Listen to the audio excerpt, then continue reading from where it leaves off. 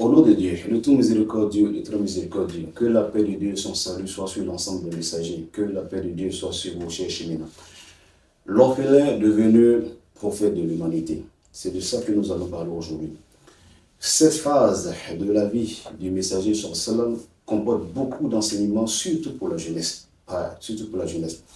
Vous savez, le messager est né orphelin, c'est-à-dire son père est décédé avant sa naissance, et sa mère est décédée quand il avait 6 ans. Son grand-père qu'il a récupéré est décédé quand il avait 8 ans. Et son oncle l'a récupéré jusqu'à ce qu'il devienne, n'est-ce pas, une personnalité.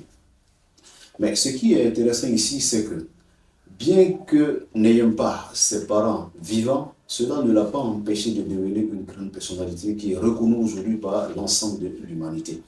Cela veut dire que vous n'avez pas besoin de prétextes fallacieux, vous n'avez pas besoin de prétextes pour vous empêcher de réussir. Non, la réussite dépend de vous, de votre programme, de ce que vous savez faire. Donc, il ne faut pas toujours accuser à gauche et à droite. Concernant la question d'avoir un père, il y a un dicton africain qui dit « Lorsque vous arrivez quelque part et que vous ne trouvez pas un père, c'est que le problème vient de vous. Parce que si vous êtes bien, forcément, vous allez avoir un père. » Le messager de Dieu, paix sur lui, ayant vécu cette période de sa vie, a constaté que ce n'était pas une période aussi facile. Parce que l'orphelin a besoin de beaucoup de choses. Il a besoin d'être entouré. Il a besoin de compassion, il a besoin de miséricorde, il a besoin de compréhension, il a besoin d'être accompagné. Ce n'est pas toujours le cas. Et le messager nous dit, celui qui parraine un orphelin sera avec moi au paradis comme cela. Il appelle les deux doigts de la main comme cela. À l'âge de 12 ans, son oncle qui était commerçant a décidé de lui apprendre le commerce. Alors donc, partout où est-ce qu'il allait, il l'emmenait avec lui. Il a tellement bien compris les rouages ou bien les techniques commerciales que Khalid, la femme qu'il va épouser après, va l'employer comme commercial.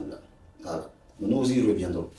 À l'âge de 16 ans, il y a eu la défense contre les justices dans un environnement où il était, mais il a participé.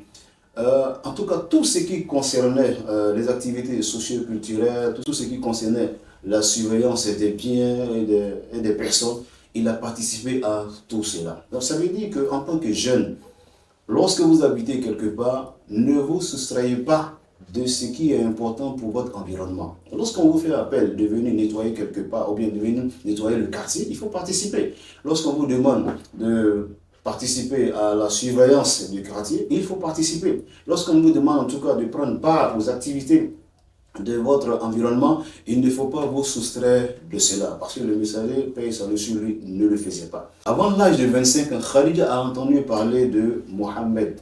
En ce moment, il n'est pas encore messager, mais il s'appelait Mohammed.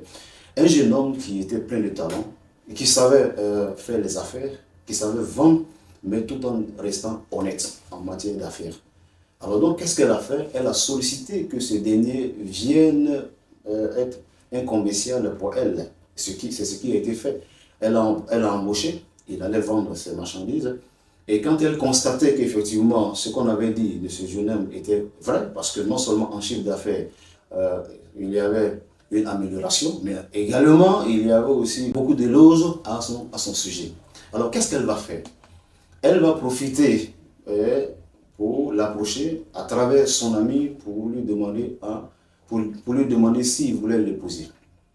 C'est ce qu'il a accepté. Et les parents ont entamé la démarche et le mariage a été fait. Alors, ce qu'il faut retenir ici, c'est que Khadija n'a pas épousé un homme de compagnie. Non, pas du tout. Elle n'a pas épousé quelqu'un qui savait aller faire de la musculation.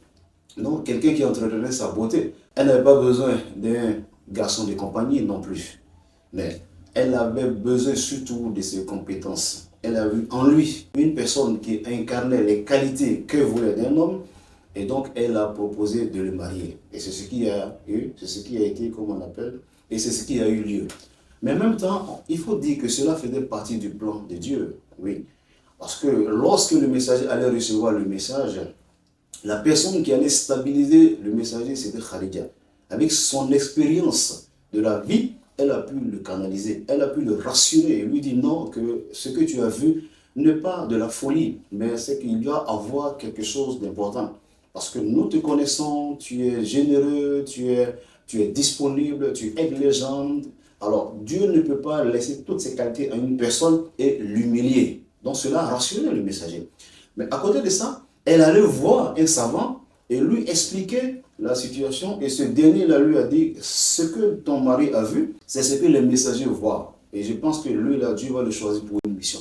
Donc, vous voyez que la femme qu'il avait l'a aidé à mieux comprendre le message que Dieu lui avait transmis, surtout à l'aider à se stabiliser pour pouvoir faire son travail. Donc, ce mariage-là n'était pas fortuit. Ce n'était pas un mariage de passion, ni un mariage charnel, mais il y avait beaucoup de sagesse qui entourait ce mariage-là. Bref, lorsque le messager atteint l'âge de 35 ans, il y a eu la reconstruction de la Kaaba, parce que la Kaaba, il faut le dire, existait avant même que l'islam que nous avons aujourd'hui ne soit révélé. Il s'agissait de remettre la pierre noire à sa place. Les tribus se battaient parce que chacun voulait s'arroger l'honneur de le faire, jusqu'à ce qu'une personne parmi eux dise, la première personne qui va rentrer ici, nous allons accepter que cette personne-là place la pierre à sa place.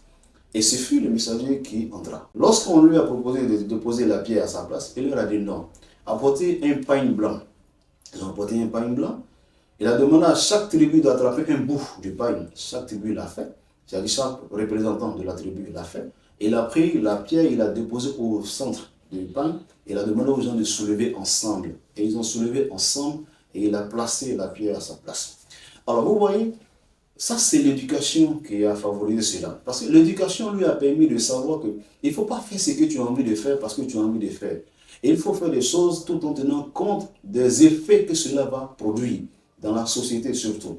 Alors, lorsque le messager a agi ainsi, vous voyez qu'il a uni, il a gardé la fraternité, il a gardé l'unité entre les tribus. Alors, il aurait pu dire, comme les jeunes d'aujourd'hui, on m'a donné, j'ai fait. Mais il n'a pas procédé ainsi. Au contraire, il a tenu compte de cela. Mais cette manière de voir les choses ne peut être possible que lorsque vous vous approchez des aînés et que les aînés vous apprennent le protocole social. C'est très important. Parce que c'est à travers le protocole social que vous gagnez en valeur dans vos familles. C'est à travers le protocole social que vous gagnez en valeur, n'est-ce pas, partout même où vous allez. Alors donc le message que nous voulons passer à la jeunesse concernant ce pan de la vie du messager, c'est de leur demander de s'en inspirer, de regarder la vie du messager et de voir comment est-ce qu'il s'est battu, comment est-ce qu'il participait aux activités de la société pour qu'eux aussi sachent comment le faire. Comme je l'ai dit, la biographie du prophète regorge beaucoup d'enseignements que nous allons décortiquer au fur et à mesure. Mais avant cela, ce que j'aimerais dire à la jeunesse, c'est qu'il faut vous former davantage. Et il faut aussi respecter les aînés. Il faut vous approcher des aînés et vous apprendre, comme on appelle, le protocole social. Surtout, chercher la bénédiction de vos aînés. Et ça, c'est très important. Quand le messager l'avait fait, il s'était tellement bien comporté que tout le monde parlait bien de lui. Au point que Khalia aussi en avait entendu parler, mais elle en a plus profité. Alors, donc voilà ce que je peux vous dire. La jeunesse doit savoir qu'il ne faut pas toujours chercher de faux prétextes, mais il faut se mettre plutôt à la formation. Il faut se mettre à l'éducation personnelle, il faut se rapprocher des aînés, il faut se renseigner, il faut respecter le protocole social, il faut chercher les bénédictions et Dieu va vous aider à réussir dans votre vie. Ça, c'est très important. Si le messager était orphelin et qu'il est devenu une grande personnalité, c'est que, quel que soit ce que vous pouvez vous reprocher, si vous avez confiance en vous, c'est sûr que vous allez réussir aussi dans votre vie. Sur ce, que la paix de Dieu soit sur vous.